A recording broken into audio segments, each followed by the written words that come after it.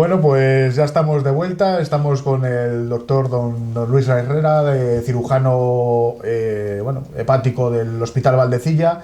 Y bueno, pues estábamos hablando un poquito de las patologías de hígado, del hepatocarcinoma. Y bueno, pues ahora vamos a tratar de ayudar un poco a los televidentes a comprender un poco en qué consiste la cirugía del hepatocarcinoma y bueno, pues tratar de una manera lo más coloquial posible, ayudarles a comprender un poco la patología, que es compleja, y desde luego el tratamiento que bueno, pues evidentemente para vosotros tiene una complejidad importante.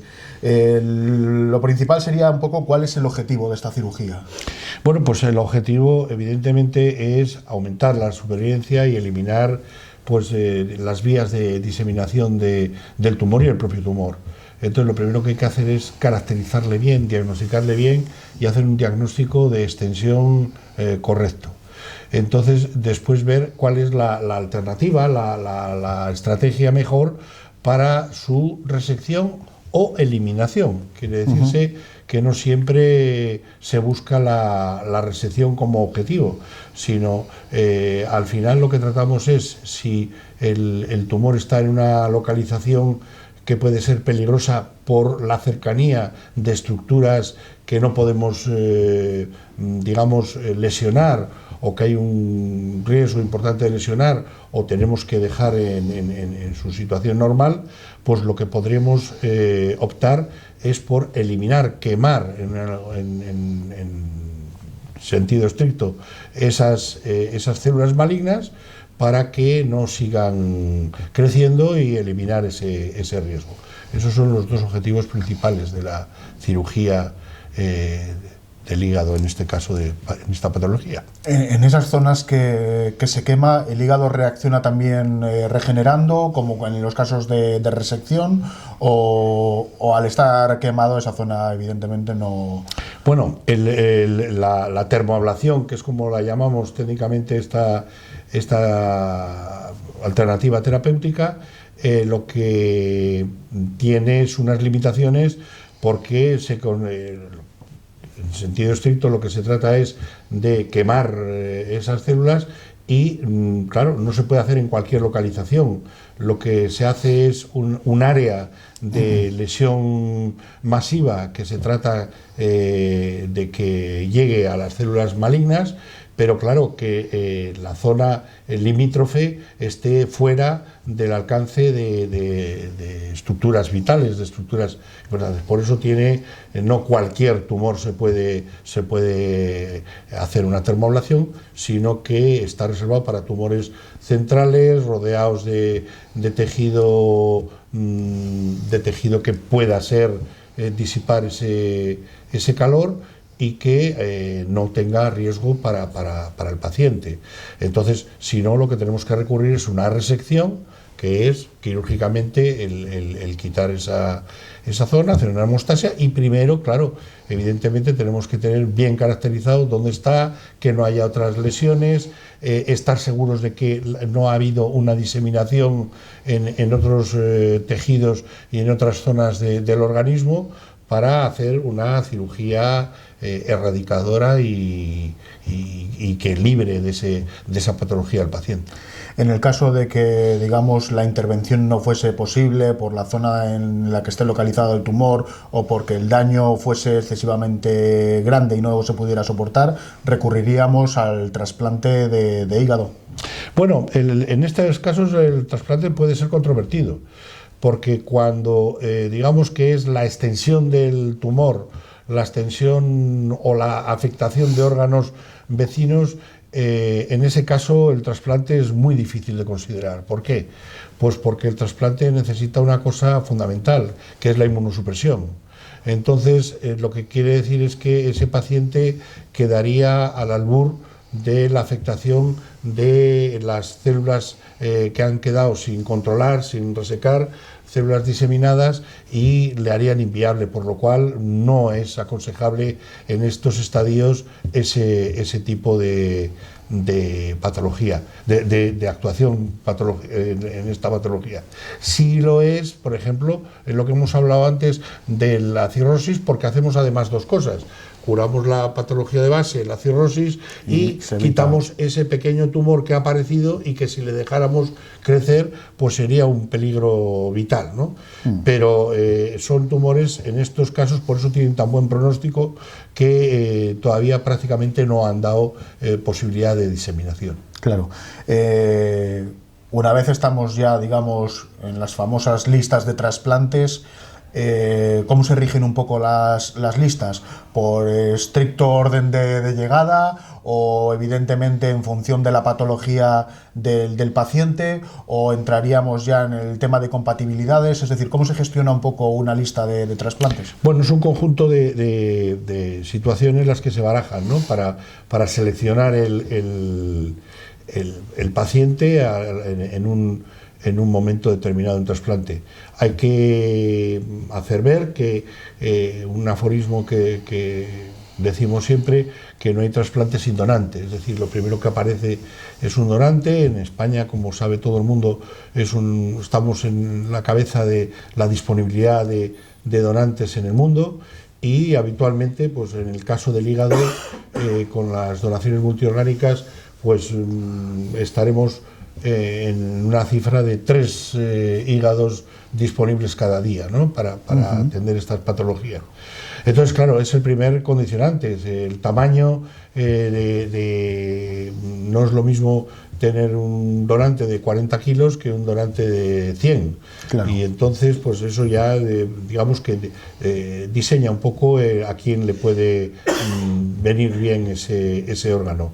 Después también, evidentemente, la severidad de la patología que tiene el receptor, y después el cómo ha ido esa enfermedad, y los patrones. No es una orden estricta de llegada, sino atendemos mucho por una serie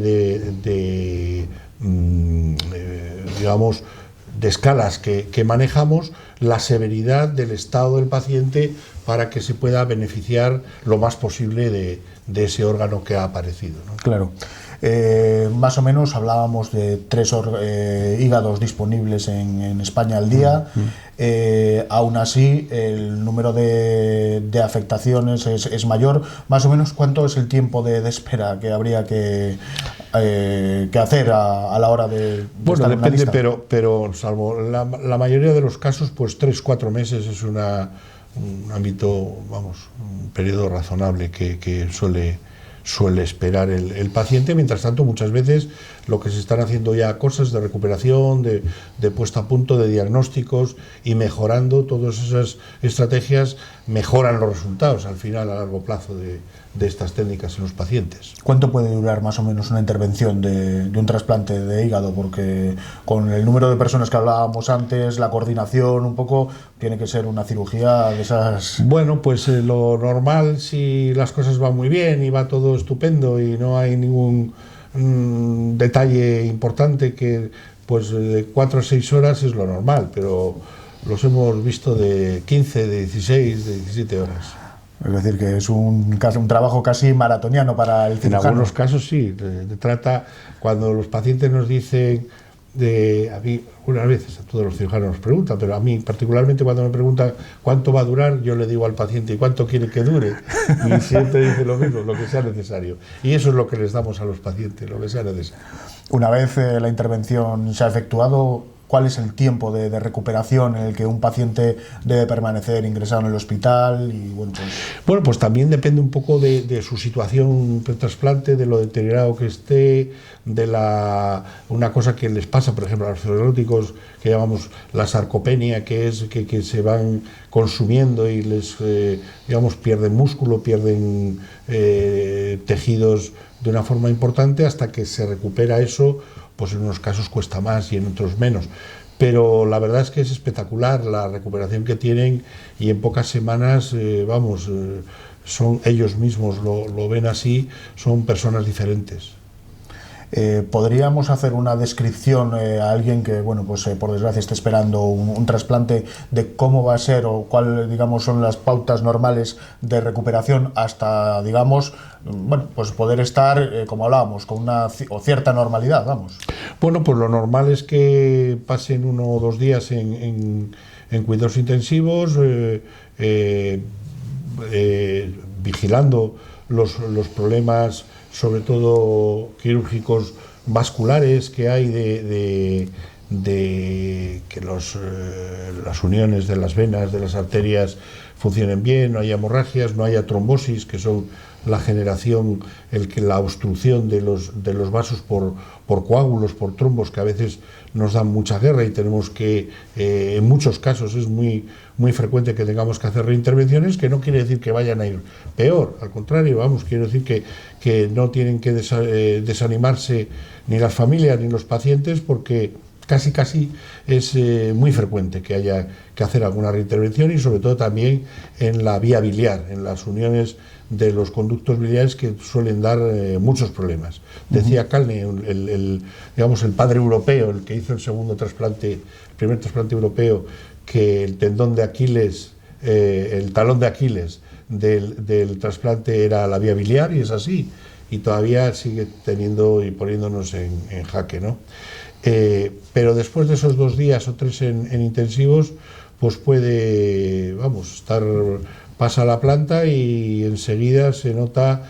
Hay que tener en cuenta que, por ejemplo, un cirrótico que su hígado no destosifica bien el cuerpo, el organismo, sí. El organismo, y está con digamos, casi como en una nube constantemente. En cuanto tiene un hígado que funciona bien, se le aclara todos los productos que no son capaces de depurar el hígado primario, que se quita, y cambia su vida, pero casi inmediatamente cambia, y entonces empieza a funcionar perfectamente, y en 2 semanas muchas veces están en condiciones de irse. A veces necesitan un poco más, pues porque después hay que regular los niveles de la inmunosupresión para que sea un método seguro y pueda estar en su casa haciendo una vida prácticamente normal.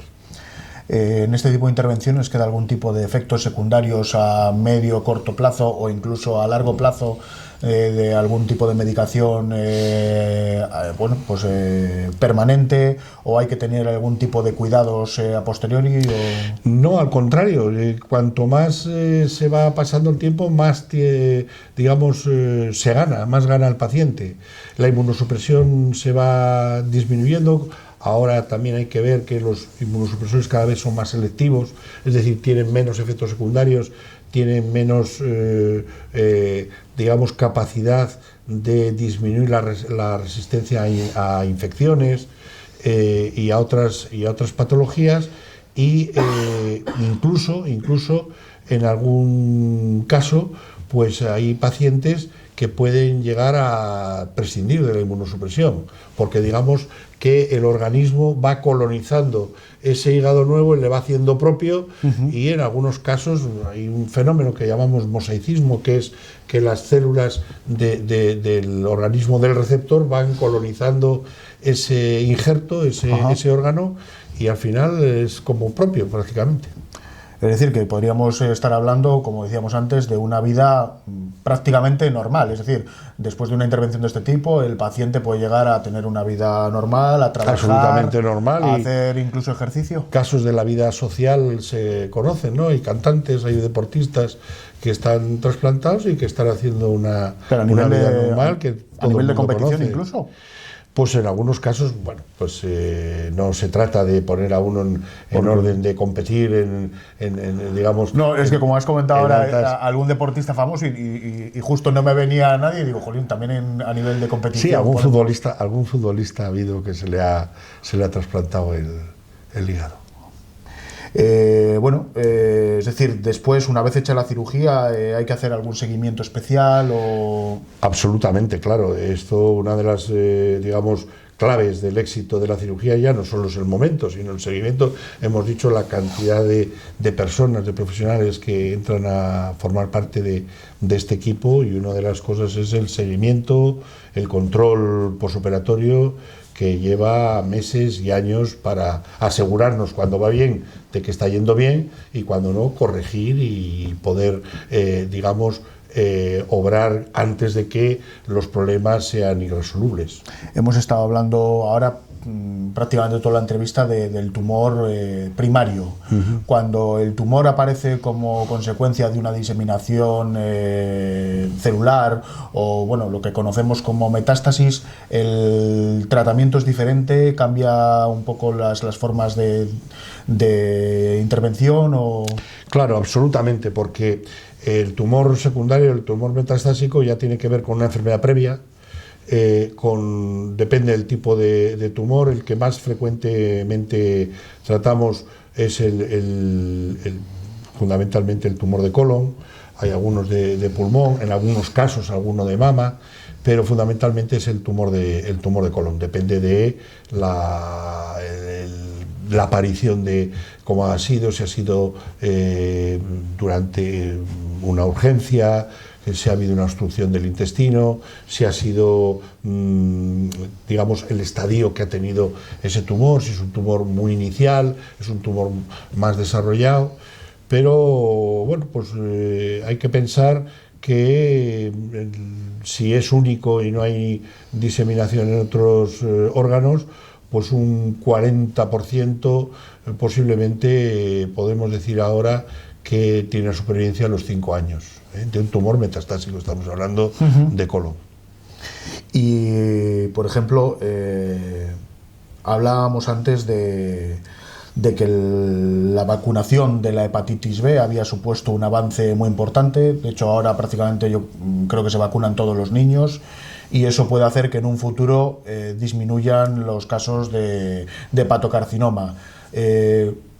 ¿En los adultos sería recomendable esa vacunación? Porque claro, antes no era una vacuna obligatoria y sería aconsejable en... Bueno, ya el tema sería, depende del medio donde nos desarrollamos, y en el medio occidental, si nadie, digamos, alguien que esté viajando o que tenga algunas prácticas peligrosas desde el punto de vista de la adquisición de virus de la hepatitis B, o que no ha estado vacunado, o este tipo de circunstancias, pues sí que podría ser aconsejable el vacunarse, claro.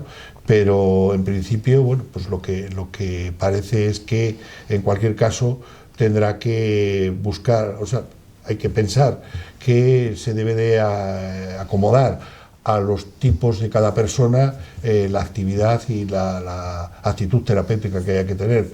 Siempre hay que pensar en el buen consejo que nos puede dar nuestro médico de cabecera, desde luego. Así como hemos hablado de que en estos 15 años ha avanzado muchísimo la especialidad, desde tu experiencia, ¿por dónde crees que pueden venir los avances de aquí a 15 años futuros? Bueno, pues fundamentalmente desde el punto de la prevención, el desarrollo de medidas preventivas mucho más potentes, de la inmunoterapia, de la adquisición de, digamos, métodos menos agresivos de tratamiento, unos mejores medios diagnósticos, y también pues todo el armamentario terapéutico que va acomodándose, pero sobre todo las medidas biológicas de regeneración y de diagnóstico y de tratamiento de los tumores, pues va a ser una revolución seguro que va a aportar muchísimo. Pues la verdad es que el tiempo vuela. Hemos abordado, yo creo que en cuanto a lo que es cáncer de hígado, a grandes rasgos... La verdad es que has dejado el tema, pues ha sido un repaso absoluto, casi de examen, ¿no? Y la verdad es que bueno, pues solo me quedaría un poco que nos dieses un consejo, sobre todo a nivel quizás preventivo, a todos nuestros televidentes de, bueno, de un tratado de buenas conductas, bueno, pues, para evitar en la medida de lo posible. Tampoco es muy, quiero decir, sesudo el llegar a esto, o sea, hacer una vida normal, cuidarse y después tener mucha confianza en los medios diagnósticos, en nuestros médicos de cabecera, como decía, y si tienen la situación de verse en una situación de estas, pues confiar en el equipo de los médicos. Ahora yo ya estoy fuera de la actividad del día a día, pero hay colegas que cada vez están mejorando más y van a estar magníficamente tratados en el futuro con toda seguridad. Pues solo me queda darte las gracias, la verdad es que ha sido sumamente interesante. Un placer ha sido. Y bueno, pues a todos nuestros televidentes decirles que la próxima semana estaremos fieles a la cita, que no faltéis y os esperamos aquí.